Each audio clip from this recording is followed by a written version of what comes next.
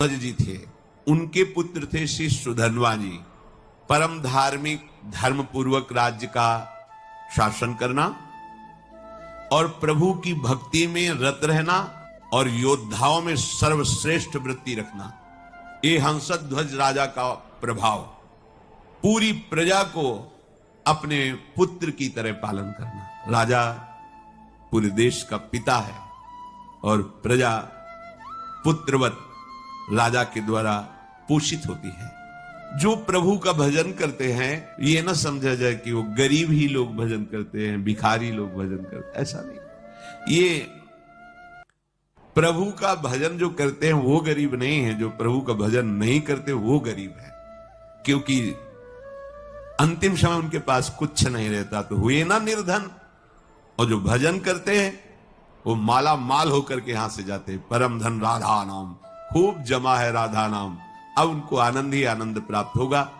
तो ये उस समय की बात है जब महाराज युधिष्ठिर अश्वमेध यज्ञ कर रहे थे। प्रद्युम्न, सात्विकी आदि असंख्यों महारथी योद्धा द्वारिका से सहयोग के लिए आए हुए थे। घोड़ा छोड़ा जाता है, जिस राज्य से घोड़ा जाता है तो घोड़े का पूजन करके नमस्कार कर लिया तो मतलब वो राजाधीन है, और अगर घोड़े को पकड़ लिया तो मतलब युद्ध होगा, तब आगे बढ़ा जाएगा। जे ही गुप्तचरों ने हंसध्वज राजा को समाचार दिया कि महाराज युधिष्ठिर का अश्वमेध यज्ञ का घोड़ा आपकी राज्य सीमा में प्रवेश कर चुका है, उनको बहुत आनंद हुआ।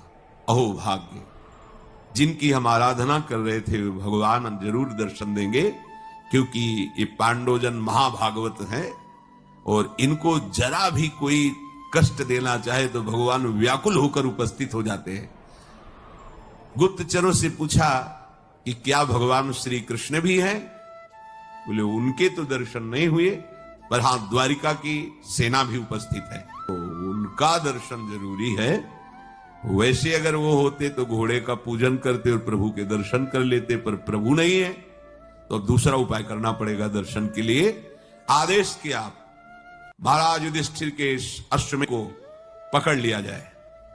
पकड़ लिया गया। जे ही पकड़ा गया तो अब इतने महान महान महारथी, साथ में अर्जुन जी भी हैं, सात्विकी जी हैं, प्रद्युम्न जी, बड़े बड़े महारथी, हर्षपूर्वक युद्ध का जयघोष किया गया। हंसध्वज जी ने आदेश कर दिया तत्काल सेना उपस्थित हो। अगर तनिक भी विलंब किया गया तो खोलते हुए कड़ा